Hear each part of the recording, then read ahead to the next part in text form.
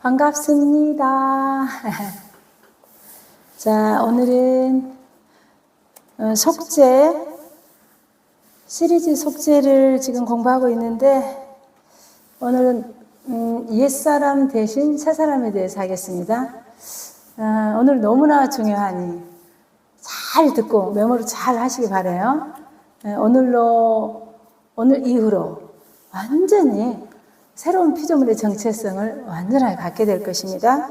새로운 피조물의 정체성을 가지면 완전히 거듭난 자의 하나님의 성품으로 살아가는 데 결정적인 포인트가 될 거예요. 여러분, 달고 오면 그 말씀 찬양 한 곡 하겠습니다. 오늘 말씀은 특히 그동안의 속죄의 말씀이 너무 좋았지만 오늘의 말씀은 정말 어마어마합니다. 달고 오묘한 그 말씀, 생명의 말씀을, 귀한 그 말씀 진실로 생명의 말씀을 나의 길과 믿음 밝히 보여주니 아름답고 귀한 말씀 생명샘이로다.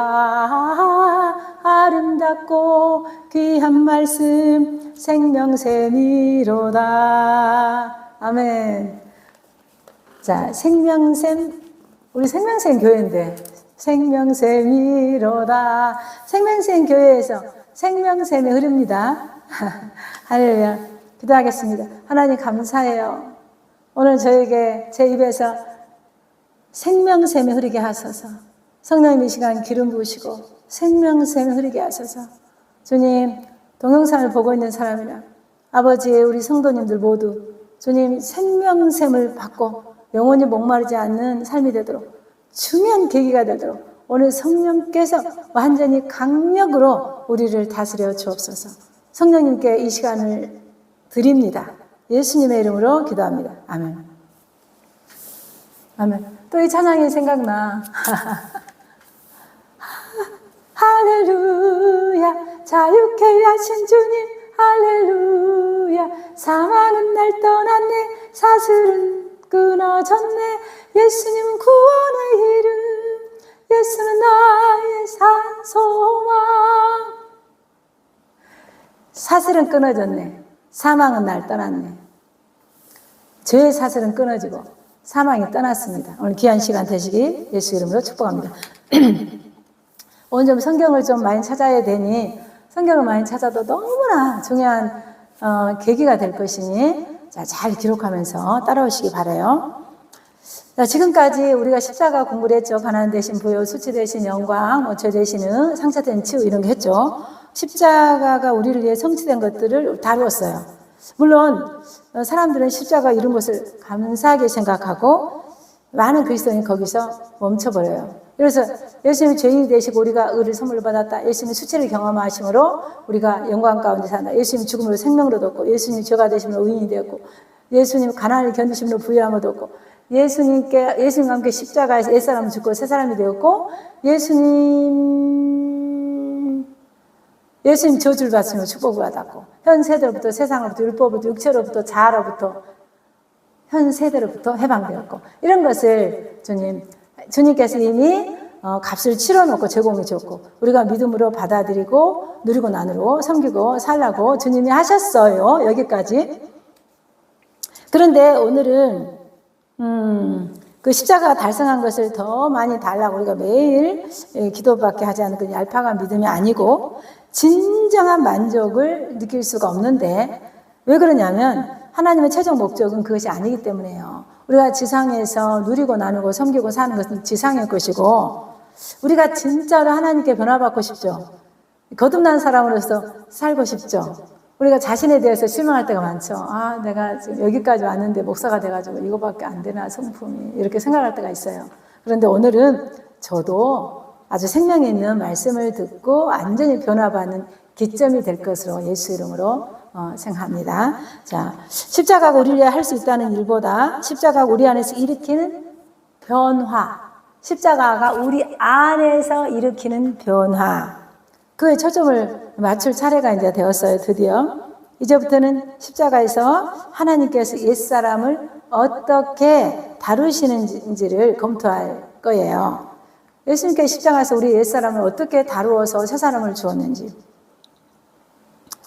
근데 오늘 제목이 옛사람 대신 새사람이잖아요. 그럼 옛사람의 뜻과 새사람의 뜻을 알아야 되겠죠. 개념 정리를 합시다. 명확한 개념을 확립할 필요가 있는데, 옛사람은 어떤 사람을 옛사람이라고 그런가요, 여러분? 옛사람은 나이 많은 사람, 옛사람은 지금 세대가 아닌 어른들 세대, 옛사람은 옛날 고려시대, 조선시대처럼 옛날 사람, 옛사람은 신약의 두 종류의 사람 중에 한 사람이에요. 신약에는 두 종류의 사람이 있어요. 어떤 사람인가? 옛사람과 새사람. 옛사람은 저는 옛 아담이라고 저는 말하고 싶어요. 옛사람은 어떻게 정의했냐? 아담의 후예로서 우리가 물려받은 악한 천성, 악한 성품. 옛사람은 겉모습이 아니라 우리 내면의 것을 말하는 거예요. 악한 성품. 그래서 어떤 사람은 옛사람을 옛 아담이라고 그래요. 나는 옛 아담이라고 부르기도 해요. 그런데 하나님을 거역하기 전까지 하나님이 에덴 동산에서 아담과 이브가 에덴 동산을 살 때, 이 동산에 살 때 부족한 것이 없었죠. 하나님과 늘 교제하며 동산을 거니면서 놀았죠. 행복하게 살았죠. 이름을 지어주며. 그럴 때는 죄를 안 졌을 때 후손을 낳는 게 아니라 하나님을 거역하고 불순종한 죄를 짓고 난 다음에 후손을 낳았기 때문에 동산에 쫓겨난 뒤에, 그래서 우리는 아담 속에 있는 하나님을 거역하는 거역의 영이 계속 그대로 내려오고 있다는 얘기예요. 거역하는 영은 어린아이들한테도 관찰할 수 있어. 거역하는 영은 뭐 남녀노소 나이와 상관없이 잘난 사람 못난 사람 여자 남자 어리고 늙고 상관없이 모두 거역하는 영이 아담 후예로서 우리에게 내려오고 있어요. 예를 들어서 제가 3개월 된 아기를 한참 공부할 때 아르바이트로 몇 시간 봤거든요. 그때 너무 그 유경이가 너무 예뻐가지고 제가 정말 너무 몸은 힘든데 너무 걔한테 위로를 많이 받았을 때죠. 그렇게 예쁜 애인데도 심통을 부리기도 하고 이리 와 그러면 저리 가버리고 말을 잘 안 듣죠. 그래서 인간은 왜 그러냐? 악한 천성, 옛사람이 거역하는 영이 아담의 후예에서 내려오기 때문에 그렇다는 얘기예요. 하나님께 거역하는 존재를 옛사람이라고 그랬다 그랬죠. 이 정의를 절대 끝까지 잡고 가야 돼요. 옛사람이 뭐라고요? 하나님을 거역하는, 대적하는 영, 거역의 영을 옛성품, 옛사람이라고 그래요. 하나님의 계획은 옛사람을 새사람으로 대체하는 게 하나님의 계획이에요. 옛사람을 버려버리고 새사람으로 만들어주는 게 하나님의 계획이었단 말이죠. 십자가에서 우리의 옛사람이 죽음으로써 새사람이 우리 안에 대신 살게 되었습니다. 어떻게? 자, 성경을 빨리 찾으세요. 요한복음 3장 10절. 예수님의 길을 준비하도록 먼저 보내신 세례 요한이 다음과 같이 선포합니다. 이미 도끼가 나무 뿌리에 놓여 있으니. 이미 도끼가 나무 뿌리에 놓여 있으니. 도끼가 가지에 있는 것도 아니고 줄기에 있는 것도 아니고 열매에 있는 것도 아니고 뿌리에 놓였대요. 인류에게 전해진 모든 메시지 중에 가장 심오한 것이 복음인데 그 복음을 피상적으로 천국과 지옥만 그 개념만 갖고 있을 수가 있어요. 그렇지만 우리는 지상에서도 하나님 영광을 위해서 살다가 하늘의 상급을 쌓고 예수님 오실 때 천국 가기 때문에 우리가 예수님의 오지 않는 것, 예수님께서 옛사람을 어떻게 처리했는지 아는 것은 너무나 중요한 지상의 삶에서 키포인트예요. 하나님께서 나를 축사사역으로 인도하셨을 때 목사님이 치유사역자로서 또 여기저기서 먼 데서 어떤 분들이 치유받으러 와요. 그리고 하나님과 목사님이 동역해서 치유사역을 하는데 예수 이름으로 명하는 이 중독영은 묶임을 받고 예수 이름으로 파쇄될지어다. 예수 이름으로 가난의 영은 분리되고 즉시 떠나갈지어다. 이렇게 축사하는 거 말하는 거예요. 축사할 때 어쩔 때는 중독과 가난과 음란과 이런 거는 죄의 열매잖아요. 그 죄의 나무가 있으면 중독, 가지, 음란, 호색, 탐심, 우상숭배 이렇게 열매가 있는 거죠. 죄의 열매가. 그런데 이 중독증이나 이런 것을 예수 이름으로 알코올 중독은 떠나갈지어다 이렇게 명령을 하고 예수 그리스도 이름은 하늘과 땅의 모든 권세를 가지고 만물을 복종하게 하기 때문에 예수 이름 명령하면 반드시 떠나야 됩니다. 그런데 그렇게 명령할 때 딱 떠났어요. 그런데 나중에 한 달, 두 달 되면 또 그렇게 또 힘들어져가지고 또 올 때가 있는 거예요. 왜 그런지 아세요? 그 안에 새 사람으로 덧입지 않는 옛 성품, 옛 사람으로 그대로 반응하고 있기 때문에 아까 사도 요한이 세례 요한이 쫙 도끼를 나무 뿌리에 놓았다 그런 것처럼 뿌리를 완전히 끊어버리고 뿌리가 말라 삐뚤어지고 하지 않았기 때문에 그 죄의 열매인 중독이나 가난 그런 것들은 떼어냈는데 다시 내가 하나님 말씀에 근거하지 않게 사고방식을 갖고 있을 때는 훨씬 악한 것이 역사할 수가 있다는 얘기예요. 그것은 근본적인 해결 방법이 아니에요. 근본적인 솔루션은 밑둥에 죄의 나무 뿌리째 팍 쳐버려가지고 말라 삐뚤어 죽여버리라는 뜻이에요. 무슨 알겠죠? 자, 근데 중독에 걸린 사람들은 어떤 음란 중독, 탐욕 중독, 서평 중독 이런 사람들은 그 뿌리를 쭉 어린 시절을 이렇게 치유하다 보면 좌절감에 상처가 있어요.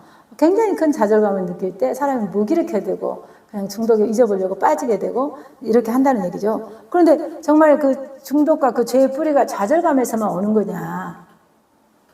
그런데 이렇게 땅이 있어요. 땅이 있고 여기가 지금 나무가 있어요. 여기 나무가 있네. 나무가 줄기가 있죠. 이 땅 속에 또 뿌리가 있죠.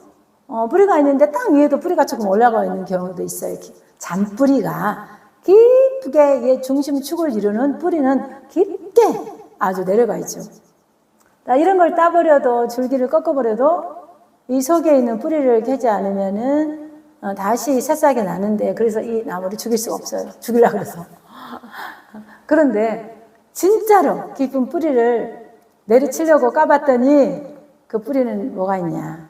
아담의 후예로서 악한 천성인 하나님의 거역한 불순종의 거역의 영이 있다는 얘기죠.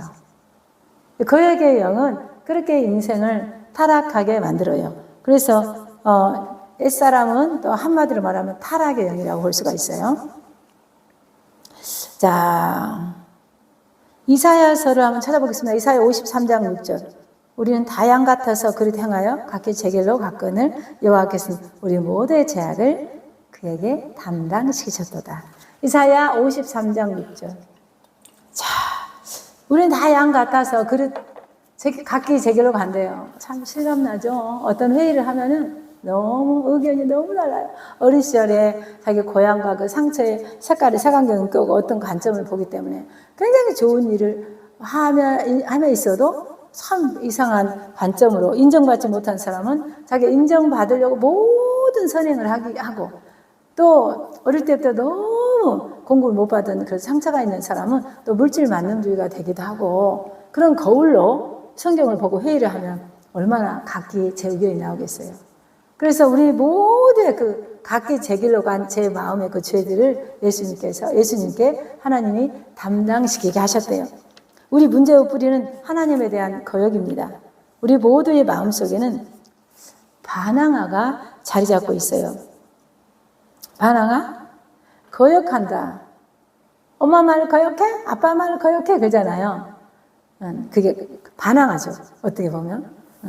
공산주의 반항할 수 있어요. 공산주의는 예수님을 아주 적으로 대하죠.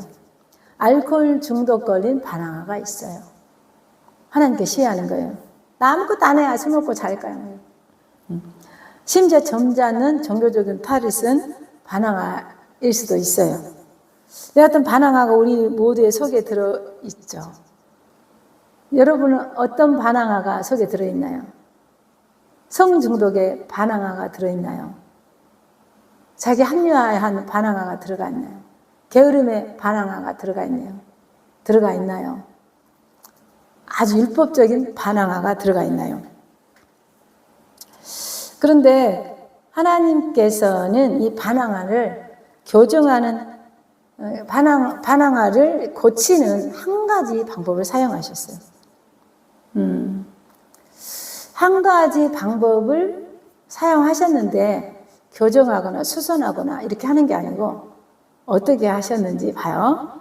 자, 막 성경을 암송하면 내가 그 옛사람을 고쳐줄게, 이게 아니고, 네가 노숙자 예배를 가서 많이 섬기면, 고아와 가부를 많이 돌보면, 네가 막 잠을 안 자고 밤새도록 기도하면 내가 너를 고쳐줄게. 그게 아니고, 네가 남을 대접받고 싶으면 남을 대접하라, 이런 황금률이 아니고, 인과응보 법칙이 아니고, 하나님께서는 그냥 어떤 방법으로 했냐, 이 반항아를 단 한 번에 처형해버렸대요.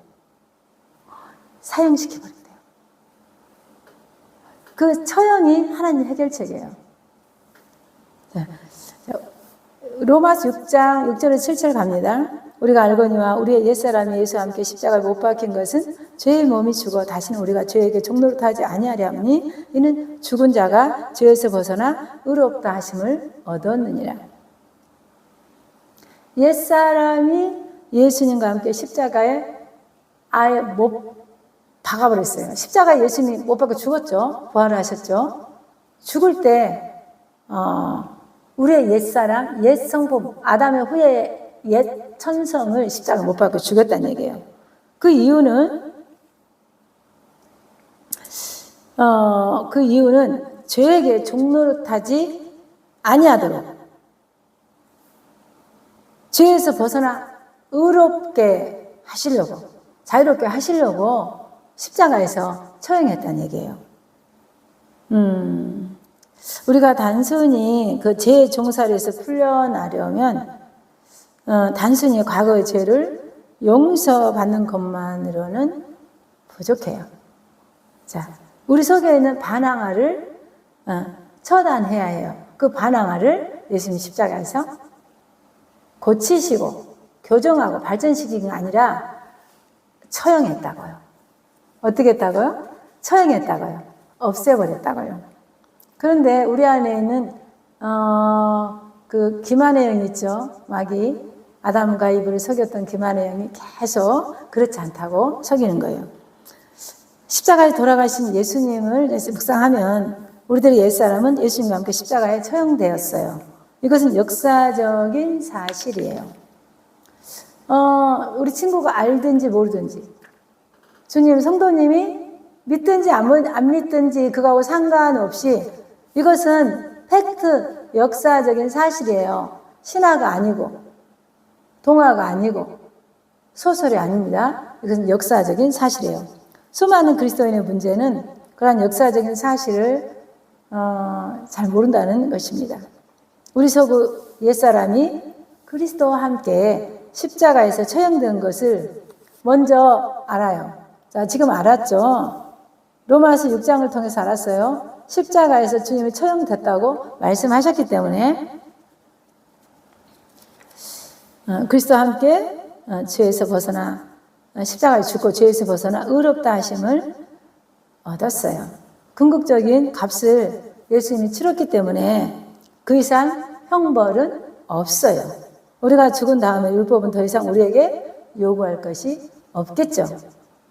자, 6장 거기 8절 10절 다시 한번 크게 읽어봅니다. 만일 우리가 그리스도와 함께 죽었으면 또한 그와 함께 살 줄을 믿노니 이는 그리스도께서 죽은 자 가운데 살아나셨으며 다시 죽지 아니하시고 사망이 다시 그를 주장하지 못할 줄을 알미로다.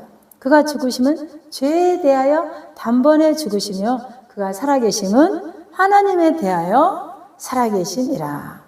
자, 이 역사적인 사실을 이건 서술하고 있으며 이것을 어떻게 적용해야 하는지 가르쳐 줍니다. 어떻게 적용해야 되는지. 하나님께서 역사적인 사실이고 내가 이렇게 해놨다. 그랬으면 우리가 역사적인 사실을 나에게 적용해야지 내 거가 되겠죠. 이와 같이 너희도 너희 자신을 죄에 대하여는 죽은 자요 그리스도 예수 안에서 하나님께 대하여는 살아있는 자로 여길지니라. 로마서 6장 11절.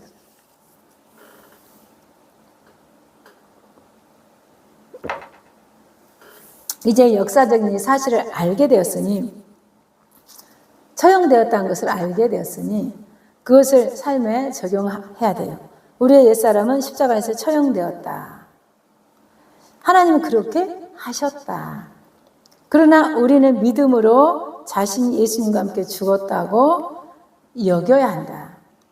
우리는 모든 예수님 믿는 것은 믿음으로, 보이지 않는 세계를 보지 못하는 것을 믿음이라는 방법으로 적용해야 되는 거예요. 그래서 믿음이 없으면 하나님 기쁘게 할 수 없다는 거예요. 그러나 우리는 믿음으로 자신이 예수님과 함께 죽었다고 여겨야 한다. 적용해야 된다.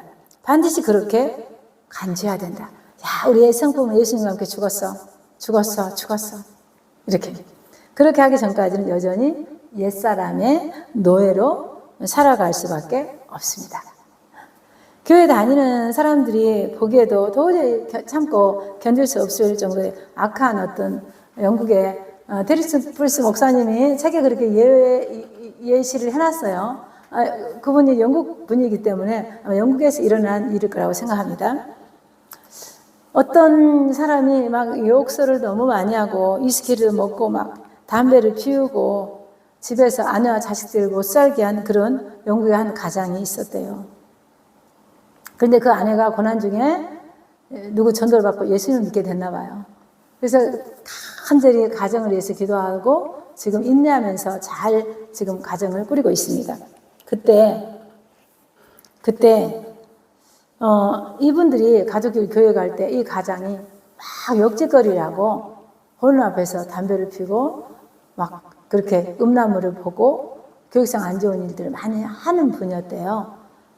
그런데 이분들이, 이 아내와 자녀들이 동네 교회 저녁 예배를 드리러 갑니다. 가서 성령 충만하게 은혜를 받고 찬송을 부르며 집으로 돌아왔어요.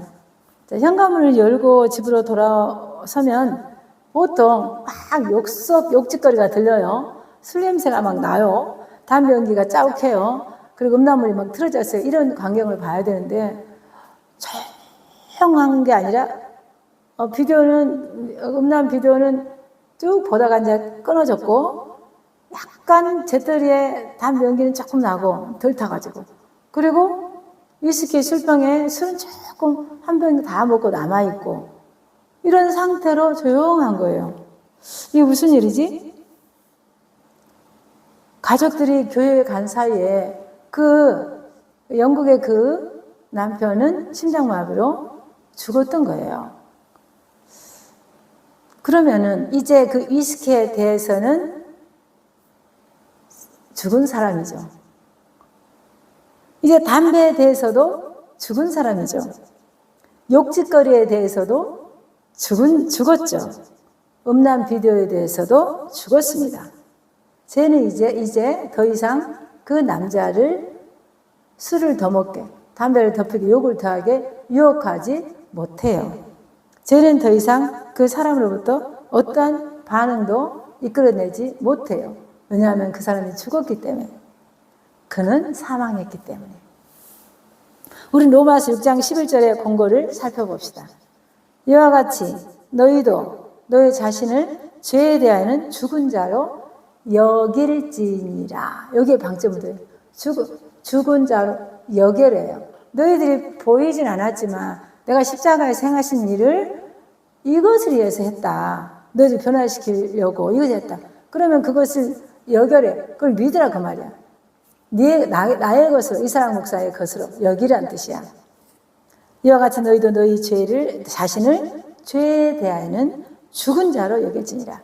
아까 그 술 취하고 욕짓거리하고 위스키 먹고 영화 보고 이런 이 사람이 심장마비 죽었잖아. 죽은 것처럼 위스키에 대하여는 이 사람이 죽었고, 술에 대하여는 이 사람이 죽었고, 음란물에 대한 이 사람이 죽었듯이 죄에 대하여는 우리도 죽었다고 여겨라. 그렇게 생각해라. 그렇게 믿으라. 그런 말이야.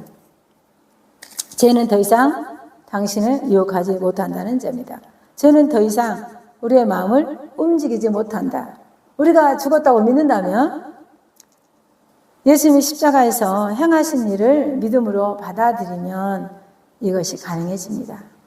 예수님이 십자가에서 하나님의 솔루션, 점점점 수정하고 수선하고 교정한 게 아니라 도끼를 나무 뿌리에 내리친 것처럼 끝내버렸다.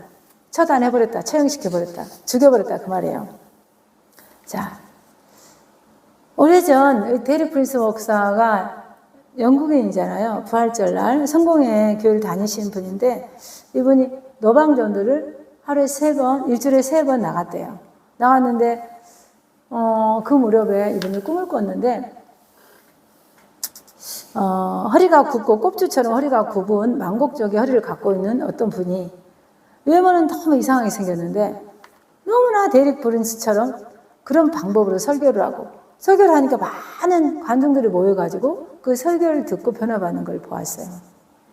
꿈이지만 참 신기하다. 저 사람 설교를 너무 잘하는데 나하고 비슷한 설교를 하네. 그런데 저 사람이 이렇게 몸이 삐뚤어지고 굽어 있을까?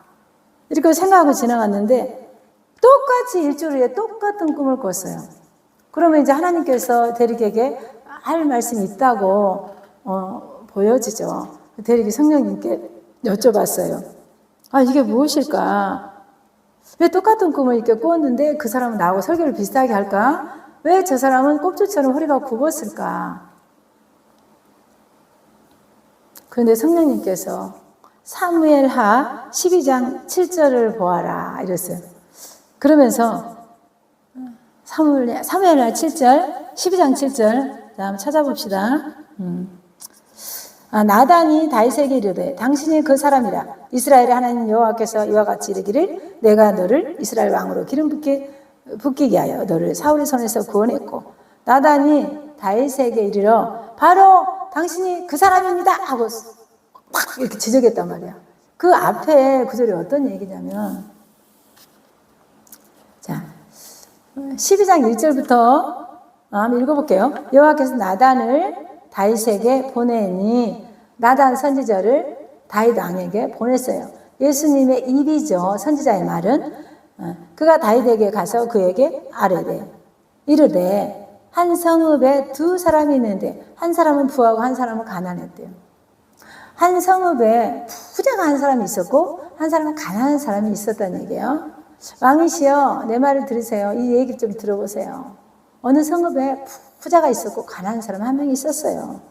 그 부한 사람은 양과 소가 수많이 많은 완전히 목축업을 하는 부자였어요. 근데 가난한 사람은 아무것도 없고 자기가 낳은 딸 아들이 있는데 아주 암양이 한 마리를 사왔어요. 시장에서. 그래서 암양을 너무 소중하게 키우기 때문에 그냥 자기 자식처럼 키운 양 한 마리가 있어요. 암양 새끼 한 마리가 있었어요. 그걸 키우고 있었어요. 그런데 그 부자의 집 앞을 어떤 행인이 지나가면서 들어갔어요. 자, 유대에는 율법에 구약에 이런 게 있어서 나그네를 선대하라. 나그네를 선대하라. 나그네가 지나가면 그냥 보내지 말고 밥도 먹이고 잠도 재워주고 선행을 베풀어라. 그 말이에요. 그래서 이 부자가 이 행인을 대접해야 되는데 자기가 가지고 있는 그 많은 소와 양이 아까워가지고 자기 것은 잡지 않고 그 가난한 그 암양 새끼 한 마리 키우고 있고 새끼처럼 키우고 있는 그 암양 새끼를 가지고 있는 가난한 자에게 그 양 한 마리를 빼앗아가지고 그것을 잡아가지고 손님을 대접했어. 그 다윗이 그 나단 선지자에게 이 얘기를 듣고 깜짝 놀래가지고 막 노하여. 자, 다윗이 그 사람으로 말미암아 노하여. 막 의분이 나서 나단 선지자에게 이르되 여호와의 살아계심을 두고 맹세하나니 하나님께 맹세하니 그 사람이 죽어라. 그 사람이 처단할 거야. 그 사람이 죽어야 마땅해. 이렇게 다윗이 말하는 거야. 그랬더니 나단 선지자가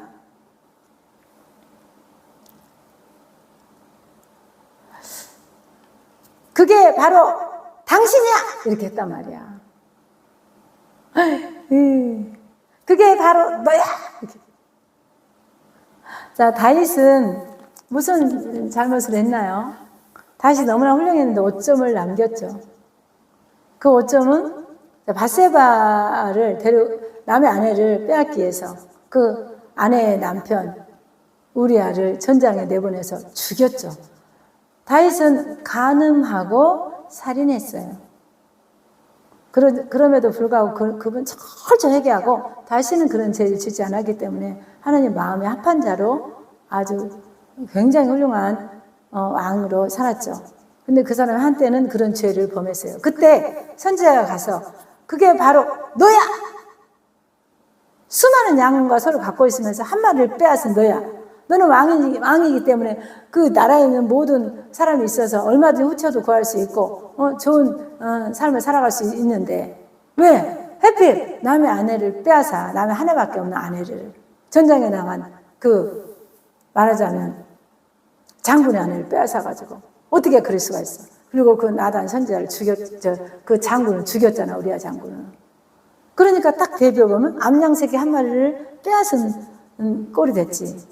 그래서 하나님께서 다윗을 사랑하셔서 회개하고 돌이키려고 나단 선지자를 보냈던 거야. 그게 바로 너야! 근데 다윗은 훌륭해요. 그런 죄를 저질렀지만 철저히 회개하고 다시는 그런 죄를 짓지 않으려고 애썼답니다.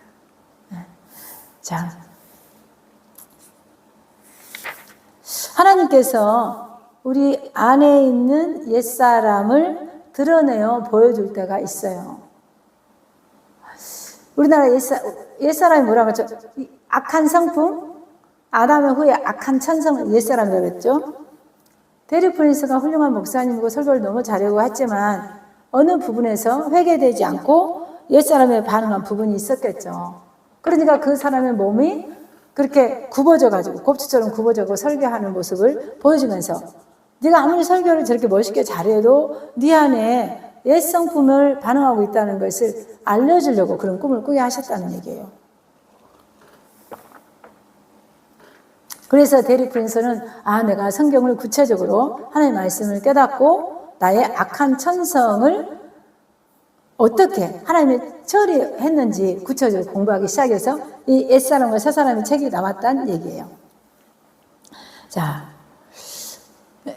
그때 우리가 부활절이나 고난주가 안 되면 골고다 언덕을 생각해 보죠.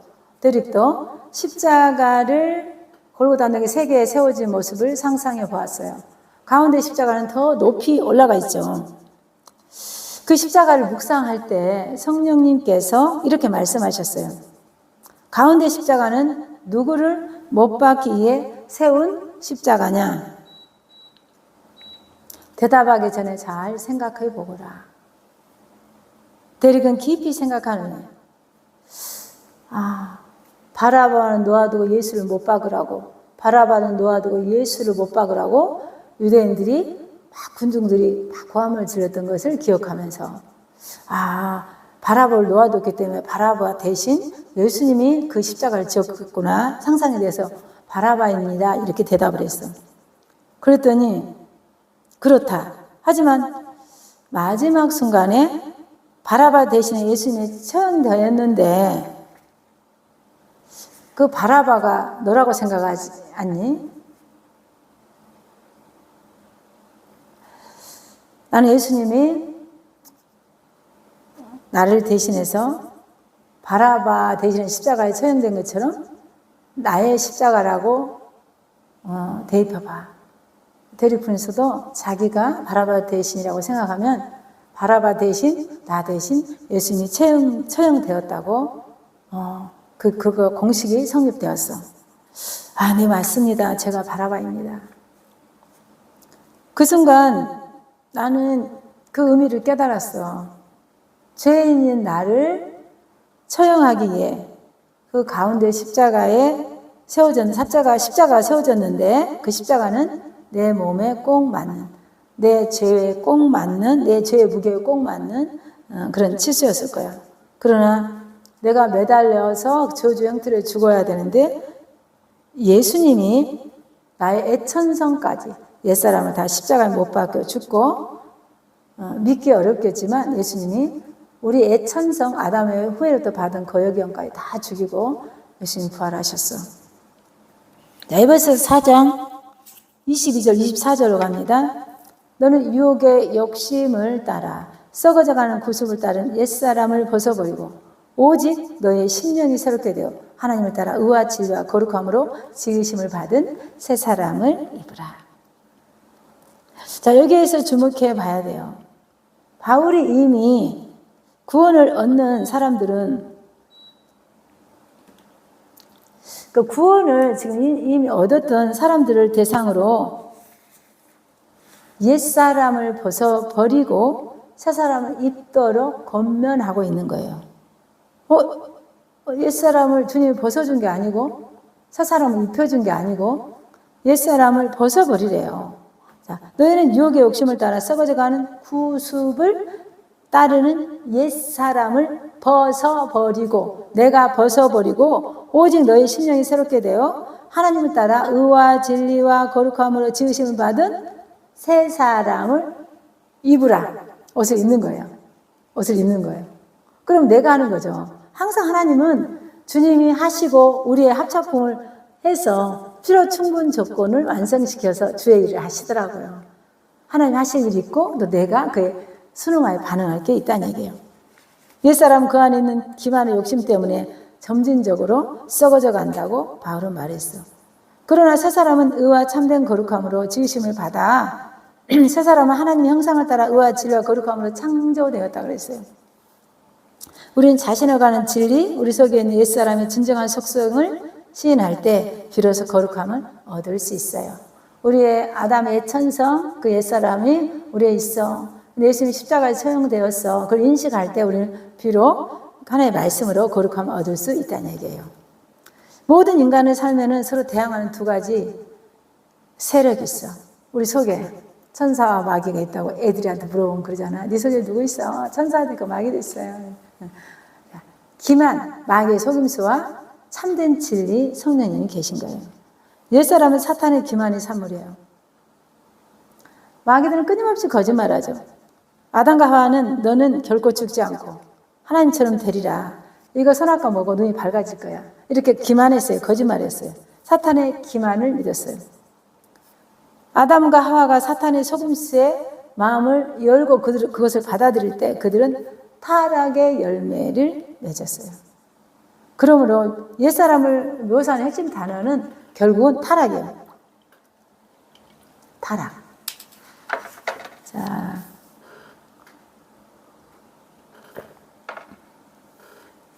새 사람은 이와 대조적으로 하나님에 의해서 그리스도 안에서 새로운 피조물로 새로이 창조되었어요. New creation, 새로이 창조되었다고요. 새 사람은 의로움과 거룩함을 만들어내는 하나님의 말씀의 진리의 산물이에요.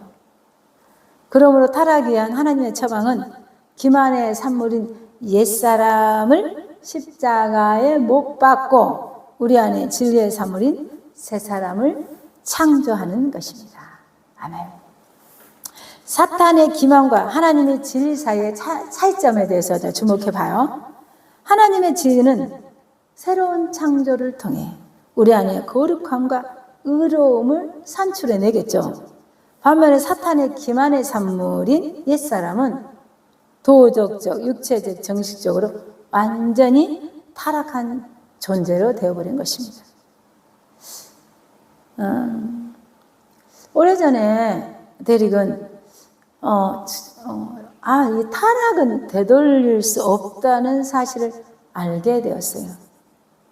타락은 일단 시작되면 그 진행 속도를 좀 줄일 수가 있어요. 왜냐하면 암에 걸린 사람들은 방사선 치료나 항암을 하면서 그것을 좀 죽여가지고 그 진행 속도를 좀 죽이는 역할을 하죠. 예를 들면 어떤 복숭아 한 개를 생각해 봐요. 예를 들어서.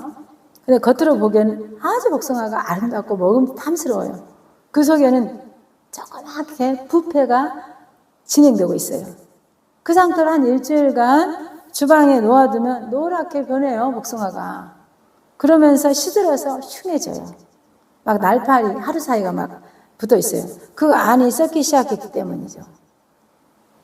요즘에는 과일이 딱딱한 과일을 사가지고 베란다에 놔고 물을 익으면 냉장고에 보관하죠. 그런데 냉장고도 부패를 100% 되돌릴 수 있나요? 부패하면 되기 시작했는데 되돌릴 수 있어요? 못 되돌리죠. 단지 썩는 과정을 단지 지연시킬 뿐이에요. 많은 교회가 다 그런 건 아니겠지만 마치 냉장고와 같을 수도 있어요. 교회의 타락을 교인들의 타락을 되돌리지는 못하고 그 썩는 과정을 약간 지연시킬 수가 있어요. 하나님께서 거룩하게 살아라, 너희는 거룩하게 살아라 이러면 음란한 생각이 들더라고도 거룩하게 살아야지, 거룩하게 살아야지 그러면서 지연될 뿐이에요. 그 사람이 어떤 음란한 환경에 딱 가면은 음란 영이 딱 그를 사슬에 끌고 음란한 타락을 하게끔 만든다는 얘기예요. 그래서 근본적으로 안에 그 음란의 씨앗을 도끼에 나무 뿌려 친 것처럼 제거하지 않으면은 환경이 바뀌면 그런 장소에 가면 그렇게 된다는 얘기예요. 그래서 타락은 지연될 수 있어도 되돌릴 수는 없다. 이 말이죠. 자, 하나님 옛사람을 수선하거나 교정하지 않으셔요. 하나님 옛사람을 계량하거나 교육시키지도 않으세요.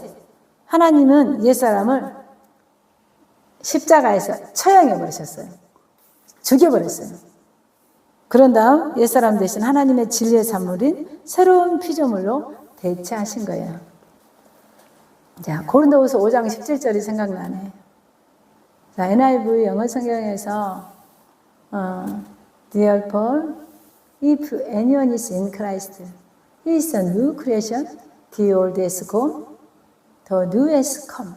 이 말이 무슨 말이냐? 그런즉 누구든지 그리스도 예수 안에 있으면 새로운 피조물이라.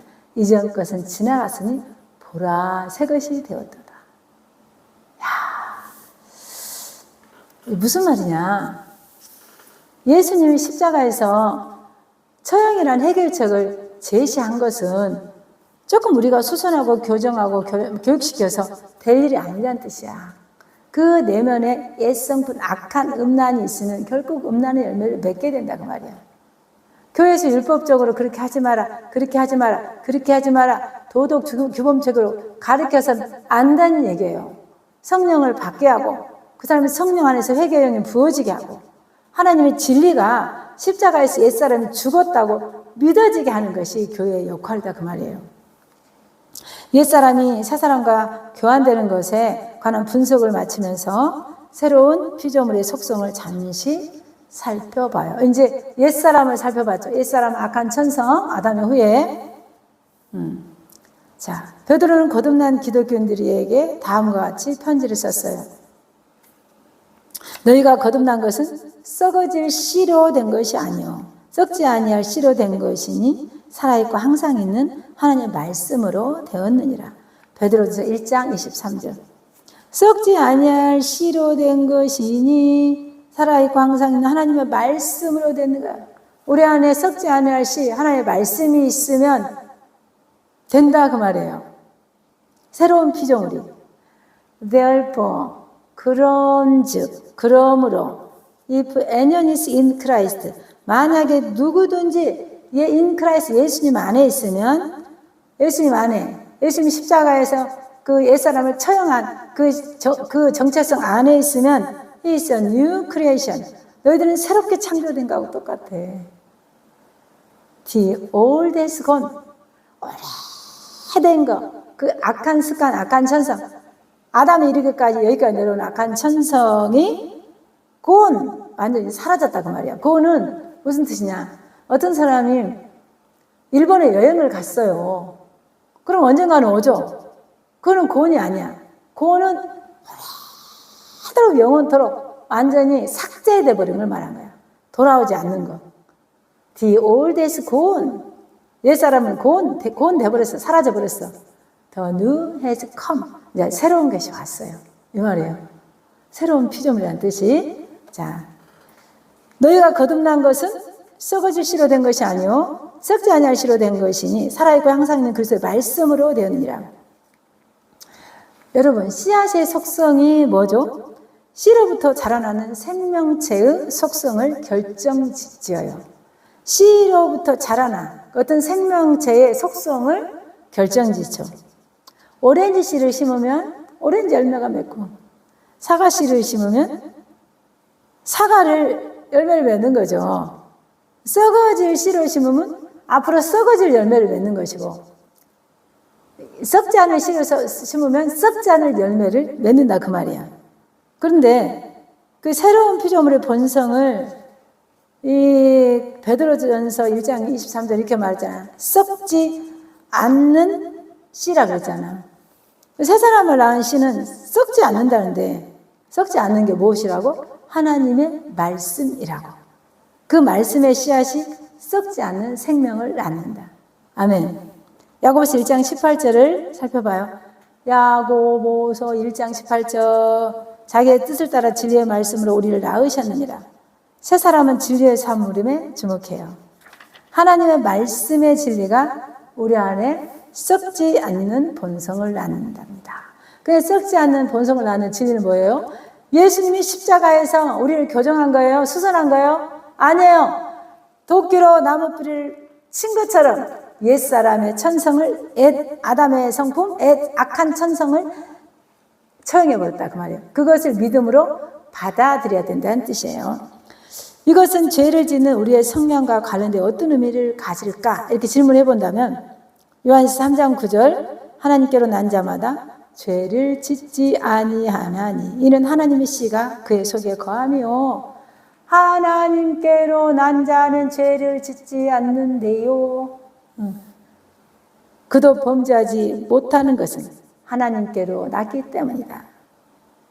하나님께로 난 사람은 범죄할 수 없대요. 자, 그러면 좀 의문이 생기죠. 그러면은 우리가 구원받은 후에 절대 죄를 범하지 않나요? 그렇지 않죠. 분명히 말하건대 그렇지 않아요.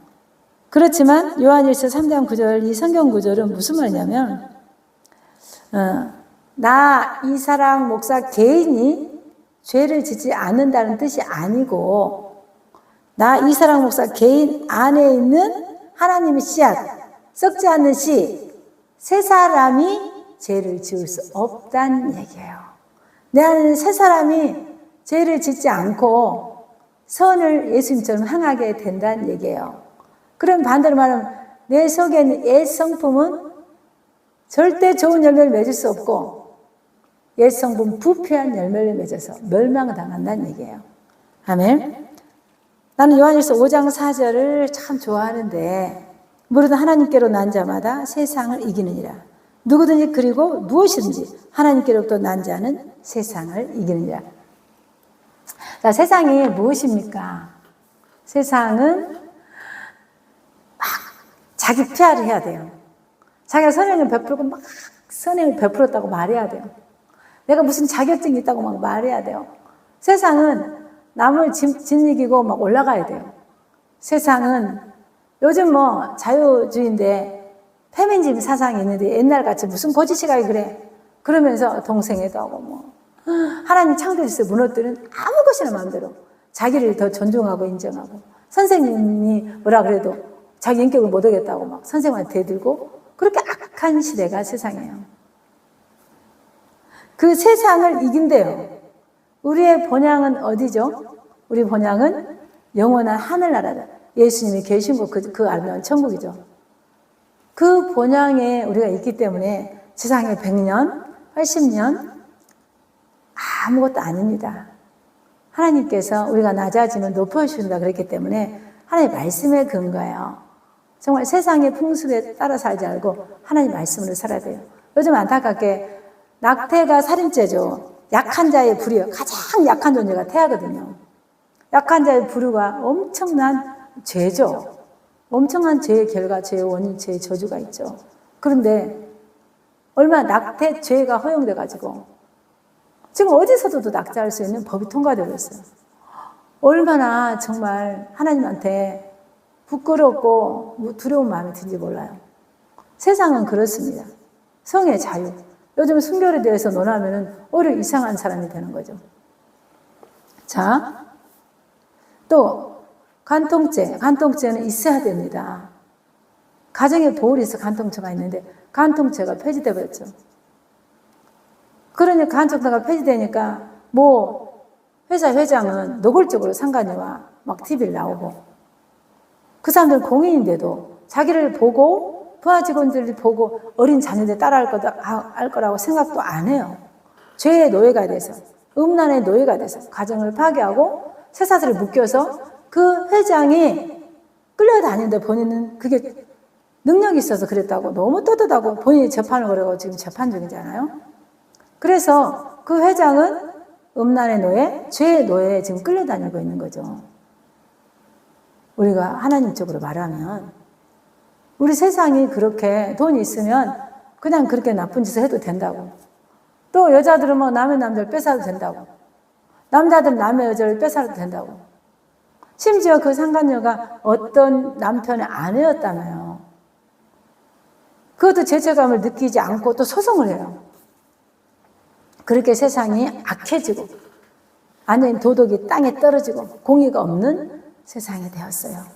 그런데 하나님께서는 하나님께로 난 자마다 하나님으로 받은 새 사람, 썩지 않을 씨, 하나님 말씀의 주장에 대해서 산 사람은 세상을 넉넉히 이긴대요. 우리는 하나님의 법칙에 따라 하나님의 주장을 받고 하나님의 통치 아래 하나님의 말씀을 근거해서 살아가려고 결정한 사람들, 선택하고 결정한 사람들이죠. 우리 십자가에 예수님이 십자가에서 이루신 그 놀라운 구속의 역사를 붙들고 천국의 시민으로 살아가는 사람들이죠. 우리는 세상과 완전히 물과는 좀 다릅니다. 우리는 넉넉히 세상을 이기는데 어쩔 때 세상을 이기냐? 새 사람, 새 성품, 내 안에는 새 본성, 의와 진리와 참되고 거룩한 하나님의 말씀에 의지해서 영향을 받고 살아갈 때는 세상을 넉넉히 이긴다는 뜻이에요. 하나님 말씀은 우리 안에 난 새 사람이 세상을 이긴다고 말하고 있는 것인데 썩지 않는 씨앗은 썩지 않는 본성을 낳고 거듭난 사람은 절대로 죄를 범하지 않습니다. 거듭난 사람 안에 새 사람은 죄를 범할 수 없다는 뜻이에요. 죄를 짓고 안 짓고는 어느 본성에게 내가 나를 허용하냐, 어느 본성이 나를 지배하도록 허락하냐에 따라 다르죠. 옛사람은 죄를 짓지 않을 수가 없고 새사람은 죄를 지을 수가 없습니다. 그러므로 누가 우리를 조정하도록 허락해야 됩니까? 옛사람, 옛성품, 새사람, 하나님의 말씀의 씨앗, 새사람, 내 안에는 새사람이 나를 조정하도록 허락해야 된다는 뜻입니다. 거듭나지 않는 사람은 죄 짓는 것을 피할 수가 없고 그 사람의 본성이 죄를 짓게 하기 때문이에요. 자, 거듭나지 않은 사람은, 아는 사람은 옛성품이 있어가지고 악한 천성이 있으니까 결국은 일시적으로 냉장고처럼 지연시킬 수 있지만 자기 노력에 한계가 있기 때문에 반드시 죄를 짓게 된다는 얘기예요. 그래서 거듭난 게 그렇게 중요해요. 거듭난 사람은 선택할 수가 있습니다. 새 사람으로 하여금 나를 통제하도록 하면 죄를 짓지 않게 되죠. 그러나 옛사람이 다시 자기 권리를 주장하도록 허용하면 죄를 짓게 되는 것입니다. 자, 반항자요. 타락한 자인 나의 옛사람이 예수님 안에서 십자가에 못 박혀 죽음으로써 나는 사악하고 타락한 본성으로서 해방되었고 하나님의 말씀을 통해 새로운 본성이 내 안에 들어와 나의 삶을 통제하게 된 것입니다. 우리가 죄를 지느냐 안 지느냐, 승리하느냐 패배하느냐는 우리가 예수님으로 하여금, 예수님 십자가로 하여금 우리 안에 얼만큼 역사하게 하느냐에 달려있죠. 그래서 예수님의 십자가에서 우리에게 제공한 것들, 어떤 것을 했는지 알아보는 것은 너무너무나 중요해요. 정말 평생 저는 이 진리를 하나님 앞에서 전하고 싶어요. 왜냐하면 우리가 교회에 나가서 수십 년이 됐어도 너무나 죄책감에 시달리고 옛 성품을 벗어버리지 아니하고 새 사람을 입지도 아니하고 거듭난 상태로 살지 않는 사람이 너무나 많이 있는데 그건 너무 불행한 일이다. 냉장고에서 과일이 썩는 걸 부패를 막는 역할밖에 못해요. 예수님의 십자가 삶을 구체적으로 알고 마음으로 믿고 입으로 시인하고 내 삶에 적용할 때는 완전히 하나님의 말씀의 씨앗 새 성품으로 살기 때문에 그 사람은 죄를 짓고도 죄를 지을 수가 없고 그 사람은 정말 포도를 심어도 극상품 포도 열매를 맺게 돼서 주님 오실 때 그 나라에 가서 상급받는 주인공이 된다는 얘기예요. 여러분 오늘 사실은 로마서 말씀, 이사야 말씀이 주제 말씀인데 정말 고린도후서 5장 17절이 또 다른 주제라고 볼 수 있죠. 그런즉 therefore 만약 그리스도 안에 있으면 누구든지 if anyone is in Christ 그는 새로운 창조물이다. He is a new creation. 어떻게? The old is gone. 영원히 사라져가는. 뭐가? 옛것은 old, 옛것은 다 사라지고 The new has come. 새것이 나에게 왔도다. He is a new creation. 그는 새로운 피조물이 되었다. 옛것은 다 지나가고 새롭게 되었다. 아까도 얘기했지만 옛것이 지나간다는 뜻은 어디 갔다가 오는 게 아니라 영원히 사라진다는 뜻이에요. 고온이라는 뜻은. 우리가 그래서 이 지상에 살면서 예수님의 십자가 사건을 정말 잘 분석해서 알아야 될 필요성이 있어요. 알아야지 하나님의 올바른 방법을 알고 그 솔루션을 보면서 쫓아가죠. 교회 나와서 도덕 규범 체계만 배워서는 안 돼요. 물론 삶을 공부해야 되니 그렇게 하죠. 그러나 그 삶을 공부하기 이전에 예수님께서 옛 성품, 아담의 옛 성품, 하나님을 거역하는 것, 그 타락, 그 좌절, 이 모든 것을 십자가에서 도끼를 쳐버렸다고. 그래서 영원히 사라졌다고요. The old has gone. 영원히 오래된 것이 다 사라졌다고요. The new has come. 완전히 새 것이 되었다. 우리는 새로운 창조물이에요. It's a new creation. 새로운 창조물. 그 인식을 딱 머리에 하고 있어야 돼요. 그래서 우리가 어떤 장소에 갔을 때, 우리는 세상에서 살고 있죠. 장소에 갔을 때 나의 신분을 정확하게 알고 있어야 돼요. 하나님이 나 여기가 있으면 안 되겠다. 내가 이렇게 거짓말하고 막 비방하고 싸운 데 있으면 안 되겠다. 나는 새로운 성품을 갖고 있으니까 불편한 거죠. 결국은 이 사람은 의와 희락과 화평과 있는 천국에 갈 시민이기 때문에 그 사람은 의와 진리와 참된 말씀의 씨앗을 가지고 말씀이 나를 지배하게 한다는 얘기예요.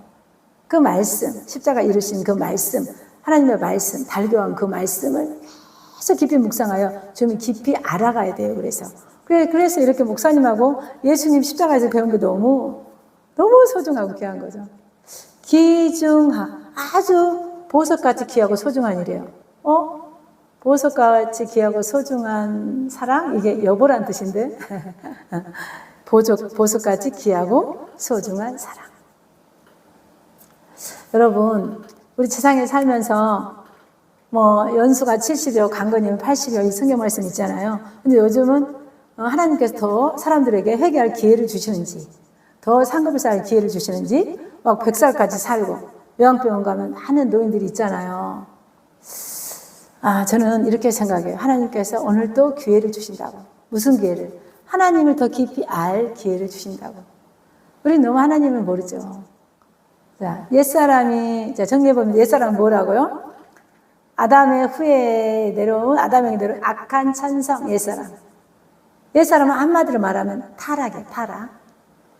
그리고 이 옛사람을 해결하는 하나님의 솔루션은 고친다고요? 수선한다고요? 개량한다고요?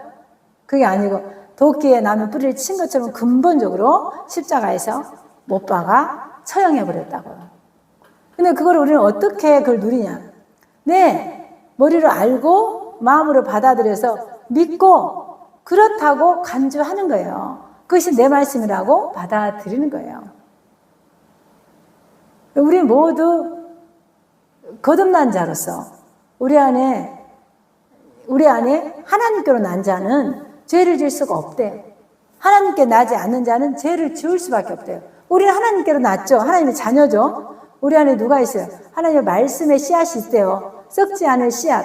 그 씨앗은 이터널 라이프, 영원한 생명을 얻게 하는 열매를 맺는다 그 말이에요. 그래서 우리가 이 지상에 살면서 하나님 말씀을 안다는 것은 해결책을 안다는 뜻이에요. 늘 은혜로. 그리고 모든 것이 하나님 은혜죠. 우리가 할 게 없을 정도 하나님 은혜지만 우리가 해야 될 것이 반드시 있다는 얘기죠. 우리는 그걸 받아들이고 믿고 선택하고 결정하고 우리가 해야 되는 뜻이에요. 그래서 옛 습관을 벗어버린 건 내가 하고 새 사람을 입는 것도 내가 입는 겁니다. 아멘? 자, 우리 지상을 살면서 여러분 어려운 점이 많이 있기도 하고 문제가 해결된 것도 있죠. 자, 데살로니가 전서후서 5장 16절 18절 이 말씀 얼마나 흔한 말씀이에요. 우리가 지상에 살면서 이런저런 일들을 어떻게 선택해서 결정해서 하나님 안에 세계로 나갈 것인가, 어떻게 기도해 나갈 것인가. 하나님께 우리 안에 세 가지 삶의 법칙을 주셨어. 자, 항상 기뻐해. 이경아, 이사랑 목사야, 걱정하지 마. 항상 기뻐해. 쉬지 말고 기도해. 네가 기도해. 내가 들어줄게. 내가 들어줄 능력이 있고 자신 있어. 그러니까 기뻐하라고. 그리고 모든 상황 가운데서 감사해라. circumstances. In all circumstances, 모든 상황 가운데서 give thanks, 감사하라. 그것이 하나님의 뜻이다. This is God's will for you. 그것이 하나님의 뜻이 돼요. 너를 향한. For you, 너를 향한. 예수 그리스도 안에서 in Christ Jesus. 그것이 우리의 삶의 3대 원칙이에요. 자, 데살로니가 전서 5장 16절 17절 말씀 한번 찾아볼까? 다 암송하는 데만 안 찾아도 되겠지? 자, rejoice, 기뻐해, 기뻐. rejoice, 기뻐해. always, 항상. praise, continually. pray, 기도해. 계속적으로, continually. 기도를 쉬지 않고 하라는 뜻이야. 우리의 일은 한참도 몰라요. 오직 하나님의 간구하고 기도하면서 끝까지 가는 거예요. pray, continually. 계속 기도하라. give thanks, 감사하라. in all circumstances. 범사에 감사하라 그러잖아요. 영어 성경에 보니까 circumstances는 모든 각종 상황 가운데 감사하래요. 무엇을 만나느니 가다가 호랑이를 만나도 부자가 돼도 감사하고 가난해도 감사하고 뭐 시험에 합격해도 감사하고 떨어져도 감사하고 감사해요. 왜냐하면 this is God's will for you. 그건 너를 향한 하나님의 뜻이잖아. will, 하나님의 뜻이잖아. 누구 안에서? 그리스도 예수 안에서. in Christ Jesus. 그것이 성도의 삶의 실천 세 가지 덕목이에요. 왜냐하면